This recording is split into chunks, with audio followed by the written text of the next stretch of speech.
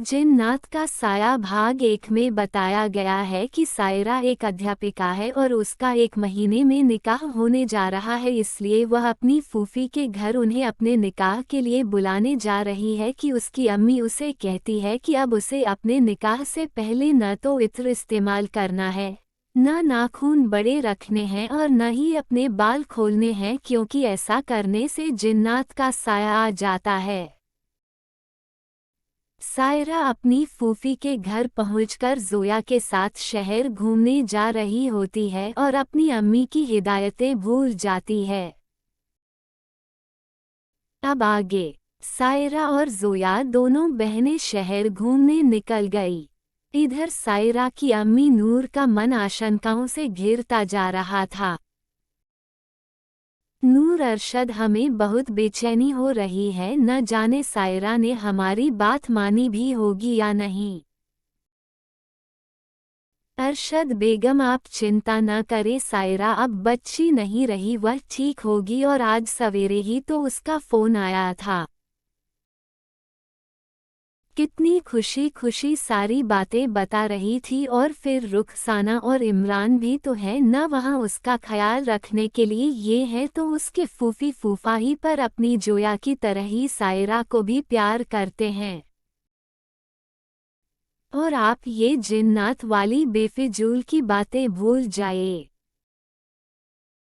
नूर अरशद, कैसे भूल जाएं? हमारी इकलौती बच्ची है सायरा, और आप कह रहे हैं कि हम बेफिजूल बातें कर रहे हैं। अरशद, नूर, यह सब बातें सुनी सुनाई हैं, बेबुनियाद हैं, आप समझिए। नूर, ठीक है अरशद, हम आपको या आपकी बेटी को कुछ भी कहें पर आप लोगों को तो सब फिजूल ही लगता है। उधर सायरा और जोया एक दरगाह के सामने रुकती हैं और जोया सायरा से कहती है कि आपा सबसे पहले दरगाह होकर आते हैं और फिर आगे चलेंगे। इस पर सायरा मुस्कुराकर अपनी स्वीकृति दे देती है और दोनों बहनें दरगाह में जाती हैं, जहां जोया अपने लिए एक अच्छी नौकरी की दुआ करती है, वहीं सायरा अल्लाह से अपने अम्मी, अब्बू, इब्राहिम और बाकी सबकी सलामती की दुआ करती है। जोया, चलें अप्पी। सायरा, चलते हैं जोया, पर ये तो बताए कैसा शिहर मांगा अल्लाह से। सायरा ने जिया को चिढ़ाने के अंदाज में कहा। शोध अप्पी, हमने कोई शिहर पीहर नहीं मांगा, आपके पास तो चौकरी है न, हमारे पास नहीं। सो बस हमने अल्लाह से अपने लिए नौकरी ही मांगी। अब चलिए और जगहों पर भी ती जाना है न, वरना अगर यहीं देर हो गई तो आपकी प्यारी फूफी हमें ही कहेंगी। सायरा, अब कहाँ जाएंगे? शोया, अब हम बिहारी जी के मंदिर चलते हैं, लोग इस मंदिर को बहुत मानते हैं। सायरा देखकर खुशी हुई जोया कि हमारी तरह आपके लिए भी मंदिर और मस्जिद में कोई फर्क नहीं है। और वैसे भी अल्लाह भगवान सब एक ही तो हैं। ये तो हम इंसानों की नासमझी है। तुम जानती हो कवि रसखान जी ने एक मुस्लिम होकर हिंदू धर्म के भगवान श्री कृष्ण जी की भक्ति की थी। आत्मा का कोई धर्म नहीं होता है जोया, और उसी तरह इंसान का सबसे बड़ा धर्म इंसानियत होता है। जोया, ठीक कहा आपने अप्पी, चलिए दर्शन करके चलें। दोनों दर्शन करती हैं और फिर मंदिर के बाहर निकल आती हैं। सायरा, अब हमें कहीं और लेकर चलो जोया, वरना कहीं ऐसा ना हो कि अपने निकाह के दिन हम इब्राहिम को धार्मिक बातें बताने लगे, अब और किसी दरगाह या मंदिर न ले जाना। सायरा हंसकर कहती है तो जोया भी साथ में हंस देती है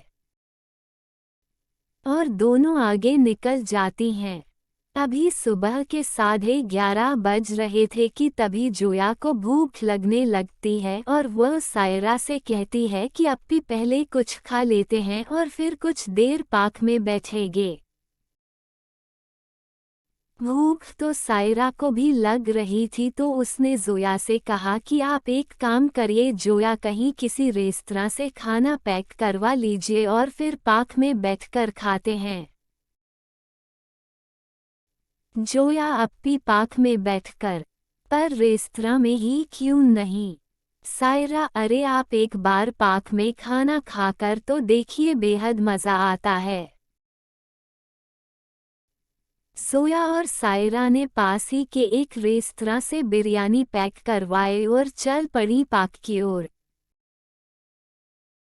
पार्क पहुंचते पहुंचते 12 बज चुके थे और अब तक सुबह 9 बजे से घर से निकली हुई सायरा और जोया भी थक चुकी थी, तो उन्होंने पार्किंग में स्कूटी लगाई और तय किया कि अब बिरयानी खाकर घर चला जाए।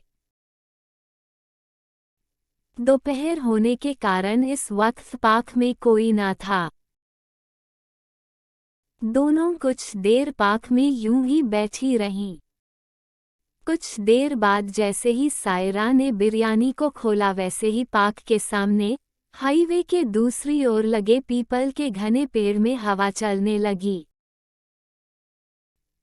ये नज़ारा देखकर सायरा और जोया दोनों ही चौंक गई, क्योंकि सिर्फ वही पीपल का पेड़ हवा में लहरा रहा था, वह भी इस तरह जैसे कि कोई छोटा पौधा आंधी में लहराता है और आसपास में कहीं पर भी हवा का कोई नामो निशान ना था। इससे पहले कि सायरा इसके अलावा कुछ समझ पाती, एक हवा का झोंका आया और उसे लगा जैसे किसी ने उसके चेहरे को हुआ है। पर इस वक्त उसने जोया से कुछ न कहना ही बेहतर समझा और इसीलिए उस झोंके की छुअन को अपना वहम मानकर बिरयानी खाने लगी। इस वक्त पेड़ भी बिल्कुल शांत हो चुका था, तो दोनों को थोड़ा सुकून मिला। अभी दोनों बिरयानी खाकर चुकी ही थी कि फिर से पीपल का वह पेड़ किसी पौधे की तरह लहरा उठा। सोया, जो कि इतनी देर से शांत थी, अब डर से कांप रही थी क्योंकि इस बार भी सिर्फ वही पीपल का पेड़ हवा में लहरा रहा था। अब वह सायरा से कहती है, जल्दी घर चलिए आपा। अभी सायरा ने एक ही कदम आगे बढ़ाया था कि एक बार फिर से हवा का झोंका आया और इस बार कोई उसके खुले बालों को छू रहा था। अब तो सायरा भी घबरा गई और जल्दी से जोया का हाथ पकड़कर पार्क से बाहर की ओर भागी कि तभी एक रहस्यमय आवाज उसके कानों से टकराई, सायरा। अब तो सायरा भी डर गई। इतने में जोया स्कूटी निकल चुकी थी। सायरा तुरंत उसके पीछे बैठी और जोया ने स्कूटी दौड़ा दी। जोया ने सिर्फ पेड़ को अजीब ढंग से हिलते हुए देखा था, इसलिए वह अब तक संभल गई थी, पर सायरा ने तो पेड़ के हिलने के साथ साथ हवा की उस छुअन को महसूस किया था, किसी की भारी आवाज को सुना था। वह अभी तक डरी हुई थी। अभी उन दोनों को पार्क से दूर आए 10 मिनट ही हुए होंगे कि सायरा को फिर वैसा ही हवा का झोंका लगा और न चाहते हुए भी उसने पीछे मुड़कर देखा तो डर से उसकी चीख ही निकल गई, क्योंकि पीछे तो कोई न था, पर उनकी स्कूटी के बराबर में हाईवे की सड़क पर एक भयानक काली परछाई थी। पर जिस भी जीव की वह परछाई थी, वह जीव अदृश्य था। सायरा के अचानक चीखने से जोया डर गई और स्कूटी न संभाल सकी और दोनों सड़क पर गिर पड़ी। सायरा तो पहले से ही डरी हुई थी, तो वह वहीं बेहोश हो गई। ये देख जोया घबरा गई और जल्दी से स्कूटी में से पानी की बोतल निकालकर सायरा के चेहरे पर पानी के छींटे मारे। जब कुछ देर में सायरा को होश आया तब जाकर जोया को सुकून मिला। थोड़े समय में जब सायरा संभली तब जोया ने उससे पूछा कि वह अचानक क्यों चिल्लाई, तो सायरा ने भी अपनी दोस्त जैसी बहन से कुछ न छिपाते हुए सब बता दिया कि कैसे हवा के एक झोंके ने कभी उसके चेहरे को तो कभी उसके बालों को हुआ, किसी ने उसे आवाज दी और कैसे उनकी स्कूटी के बराबर में एक जीव की परछाई चल रही थी। ये सुनकर जोया भी डर गई, पर अभी उन्होंने घर पर किसी को कुछ न बताना ही ठीक समझा और घर पहुंचकर दोनों थकान का बहाना बनाकर अपने अपने कमरे में चली गई। पर जिसने ऐसे असाधारण हालात देखे हों उसके लिए एक कमरे में अकेला रहना नामुमकिन हो जाता है। अपने अपने कमरे में सायरा और जोया दोनों की ही हालत ऐसी थी कि काटो तो खून नहीं, और कुछ ही देर में पहले सायरा और फिर जोया नीचे आ गई। कुछ देर बाद, रुखसाना क्या हुआ सायरा, आपका चेहरा क्यों उतरा हुआ है, और जोया आप भी कुछ नहीं बोल रही। सब खैरियत तो है न? सायरा, जी फूफी सब खैरियत है, आप फिक्र न करें। रुखसाना ठीक है मेरी बच्चियों। रुखसाना मुस्कुरा देती है। इसी तरह तीनों शाम तक साथ ही बैठी रहती हैं। तब तक असलम और इमरान भी घर आ जाते हैं। तब सायरा को उनसे बात करता छोड़ रुखसाना और जोया शाम का खाना बनाने लगते हैं।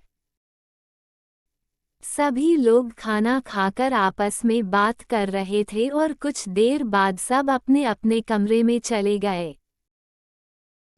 पर सायरा की आंखों से नींद कोसों दूर थी। तभी फोन पर कॉल आता है। सायरा, कैसे हैं आप? इब्राहिम, आप तो फूफी के घर जाकर हमें भूल ही गई हैं। खैर यह सब छोड़िए और बताए आज कहाँ कहाँ घूम कर आई आप और जोया? सायरा, आपको कैसे पता हम घूमने गए थे? इब्राहिम, हम घर गए थे अम्मी अब्बू से मिलने तो उनसे ही पता चला। सायरा, हमें नींद आ रही है इब्राहिम, शब्बा खैर। Ibrahim, good night Saira. सायरा सोचती है ज़रूर अम्मी ने ही इब्राहिम को पता लगाने को कहा होगा कि हम यहाँ उनकी हिदायतें मान रहे हैं या नहीं। और आज जो भी हुआ वह तो हम अम्मी अब्बू और इब्राहिम को बताने के बारे में सोच भी नहीं सकते, वरना अम्मी तो रात में ही हमें लेने आ जाएं। दिन भर की थकान के कारण सायरा को नींद आ गई। अभी रात के तकरीबन 3 बज रहे थे कि तभी अचानक सायरा को फिर वही आवाज़ सायरा सुनाई देती है, और सायरा जैसे ही अपनी आंखें खोलती है तो वो देखती है कि उसके सामने एक 6 फुट का काला साया खड़ा हुआ है, जिसे देखकर उसकी चीख भी गले में घुटकर रह जाती है। जब वह साया उसके पास आता है तो वह देखती है कि वह कुछ हद तक इंसान की तरह ही दिखता है, पर बेहद खौफनाक। उसके दांत किसी भयानक जानवर की तरह बाहर निकले हुए हैं। मुंह से खून टपक रहा है जो कि सायरा के कमरे के फर्श पर गिर रहा है। आंखें लाल अंगारों की तरह आग उगल रही हैं। नाखून इतने पैने कि किसी को भी पल भर में चीर के रख दें। वह हवा में खड़ा हुआ था। अब तक डर रही सायरा ने आखिर हिम्मत करके उससे पूछा, कौन हो तुम और क्या चाहते हो, क्यों हमारे पीछे पड़े हुए हो? आखिर कौन था वो साया और क्या चाहता था सायरा से, क्यों उसके साथ उसके घर तक पहुंच गया था? जानने के लिए पढ़ें इस कहानी का अगला भाग, जिन्नात का साया भाग 3।